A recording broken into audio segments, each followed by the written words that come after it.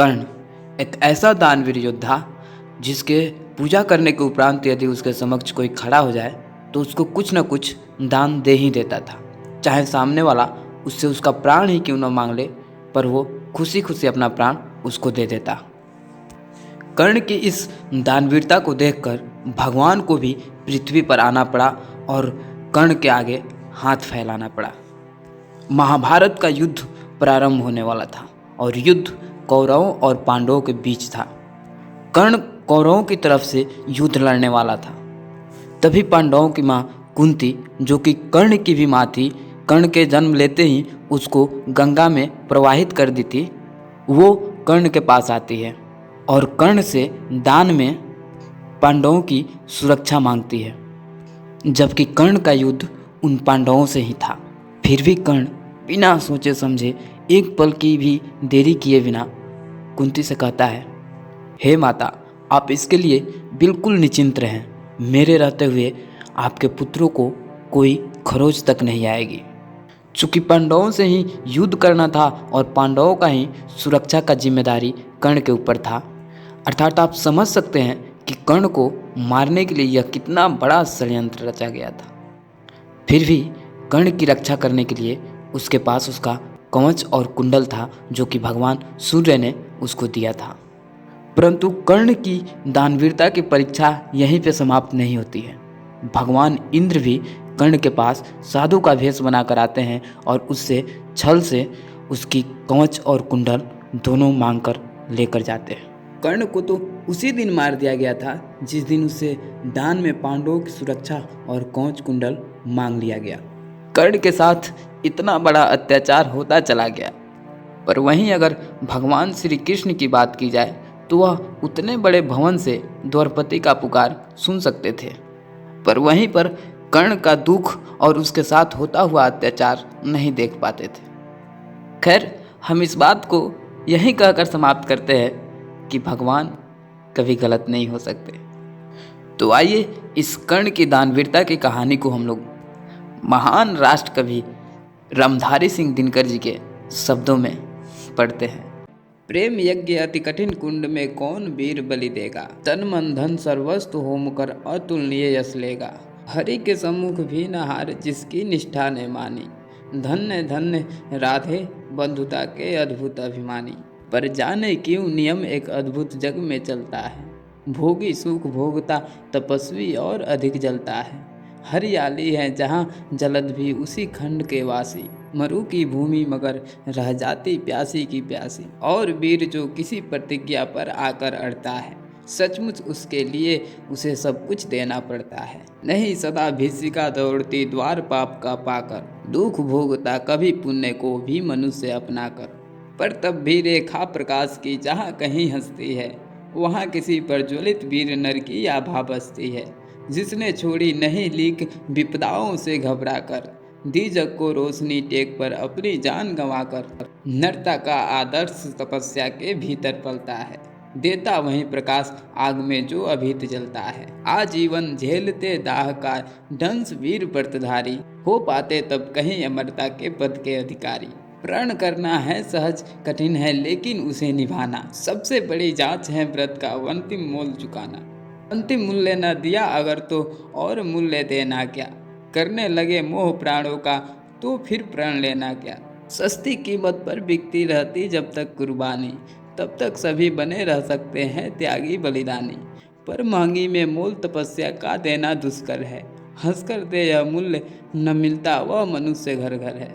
जीवन का अभियान दान बल से यश शस्त्र चलता है, उतनी बढ़ती ज्योति स्नेह जितना अनल्प जलता है।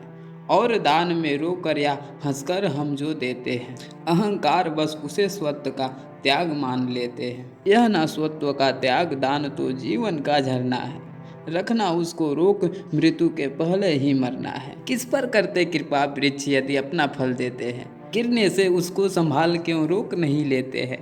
मृत्यु के बाद फलों का रुकना डालों का सड़ना है, मोह दिखाना देह वस्तु पर आत्मघात करना है। देते तरु इसलिए कि रेशों में मत कीट समाए, रहे डालियाँ स्वस्थ और फिर नए नए फल आए। सरिता देती वारी की पाकर उसे सुपूरित धन हो। बरसे मेघ भरे फिर सरिता उदित नया जीवन हो। आत्मदान के साथ जग जीवन कारी जूनाता है। जो देता जितना बदले में उतना ही पाता है। दिखलाना कर्पण आप अपने धोखा खाना है। रखना दार अपूर्ण रिक्त निज का ही रह जाना है।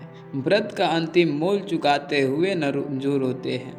पूर्ण काम जीवन से एकाकार वही होते हैं। जो नर आत्मदान से अपना जीवन घट भरता है, वही मृत्यु के मुख में भी पड़कर न कभी मरता है। जहाँ कहीं ज्योति जगत में, जहाँ कहीं उजियाला, वहाँ खड़ा है कोई अंतिम मोल चुकाने वाला।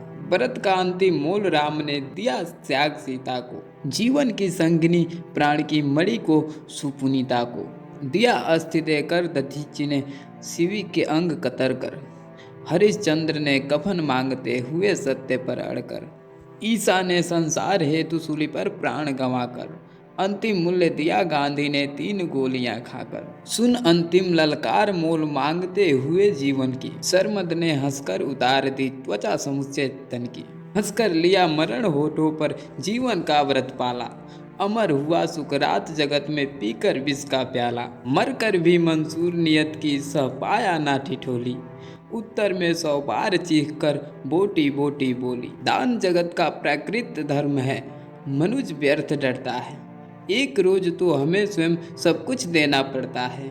बचते वहीं समय पर जो सर्वस्व दान करते हैं।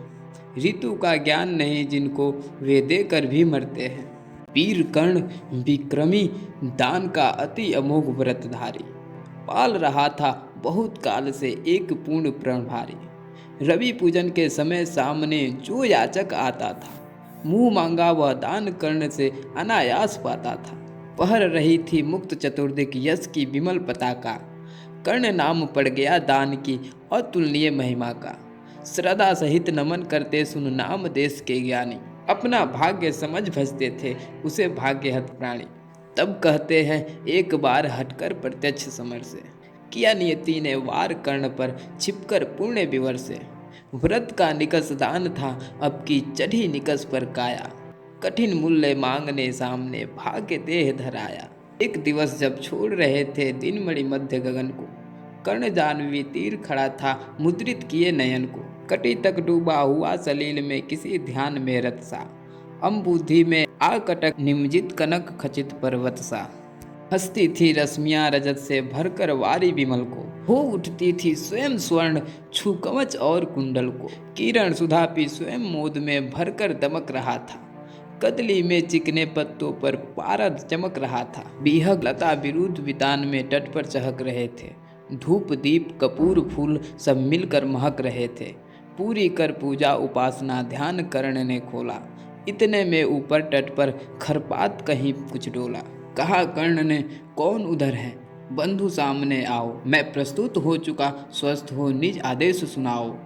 अपनी पीड़ा कहो, कर्ण सबका विनीत अनुचर है। यह विपन्न का सखा तुम्हारी सेवा में तत्पर है। मांगो मांगो दान अन्न या वसन, धाम या धन दूं।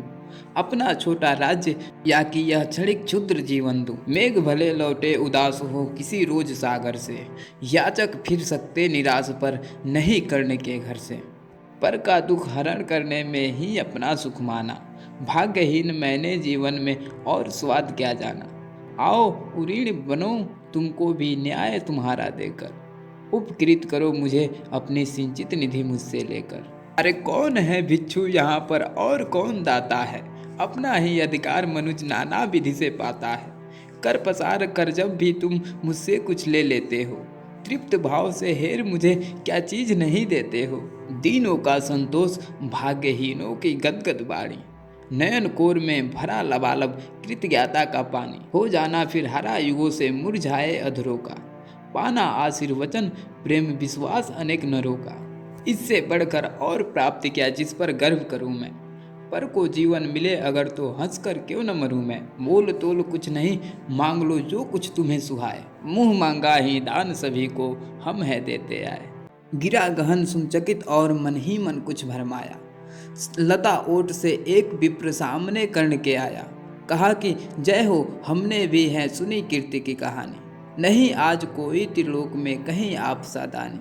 नहीं फिराते एक बार जो कुछ मुख से कहते हैं। प्रण पालन के लिए आप बहुभांति कष्ट सहते हैं। आश्वासन से ही अभीत हो सुख विपत्र पाता है। कर्ण वचन सर्वस्त्र कार्यवाचक माना जाता है। लोग दिव्य सत सत प्रणाम निष्ठा के बतलाते हैं। शिवी दधीची प्रहलाद कोटि में आप गिने जाते हैं। सबका है विश्वास मृत्यु से आप न डर सकते हैं। हंसकर प्रण के लिए प्राण न्यौछावर कर सकते हैं। ऐसा है तो मनुज लोक निश्चय आदर पाएगा। स्वर्ग किसी दिन भीख मांगने धरती पर आएगा। किंतु भाग्य है भली कौन किससे कितना पाता है। यह लेखा नर के ललाट में ही देखा जाता है। क्षुद्र पात्र हो मगन कूप में जितना जल लेता है, उससे अधिक वारी सागर भी उसे नहीं देता है। अतः व्यर्थ है देख बड़ों को बड़ी वस्तु की आशा। किस्मत भी चाहिए नहीं केवल ऊंची अभिलाषा। कहा कर्ण ने वृथा भाग्य से आप डरे जाते हैं। जो है सम्मुख खड़ा उसे पहचान नहीं पाते हैं। विधि ने क्या था लिखा भाग्य में खूब जानता हूँ मैं। बाहों को पर कहीं भाग्य से बलि मानता हूँ मैं। महाराज उद्यम से विधि का अंक पलट जाता है। किस्मत का पासा पौरुष से हार पलट जाता है। और उच्च अभिलाषाएं तो मनुज मात्र का बल है। जगह जगह कर हमें वहीं तो रखती निश्चंचल है। आगे जिसकी नज़र नहीं वह भला कहाँ जाएगा। अधिक नहीं चाहता पुरुष पर कितना धन पाएगा। अच्छा अब उपचार छोड़ बोलिए आप क्या लेंगे। सत्य मानिए जो मांगेंगे आप वही हम देंगे।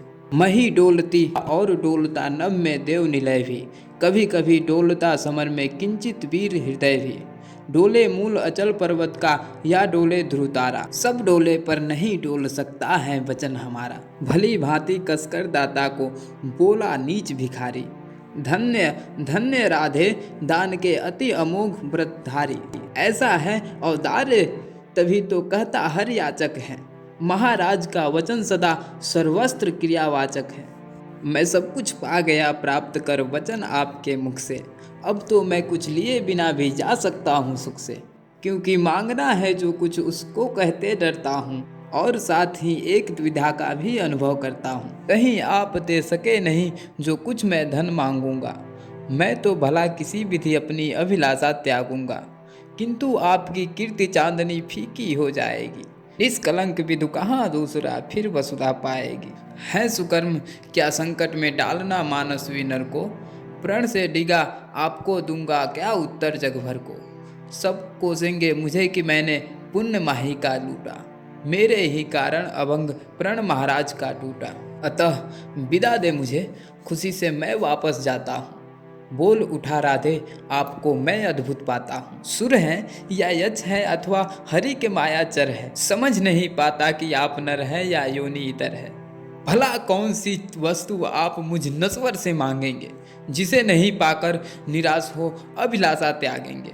गो धरती धन धाम वस्तु जितनी चाहे दिलवा दूं। इच्छा हो तो शीश काट कर पद पर यहीं चढ़ा दूं। या यदि साथ लिए चाहें जीवित सदैव मुझको ही। तो भी वचन तोड़ कर हूँगा नहीं विप्र का द्रोही। चलिए साथ चलूँगा मैं साकल्य आपका ढोते। सारी आयु बिता दूंगा चरणों को धोते धोते। वचन मांग कर नहीं मांगना दान बड़ा अद्भुत है। कौन वस्तु है जिसे न दे सकता राधा का सुत है। विप्रदेव मांगिए छोड़ संकोच वस्तु मन चाही। मरु अयस की मृत्यु करूं यदि एक बार भी नाही।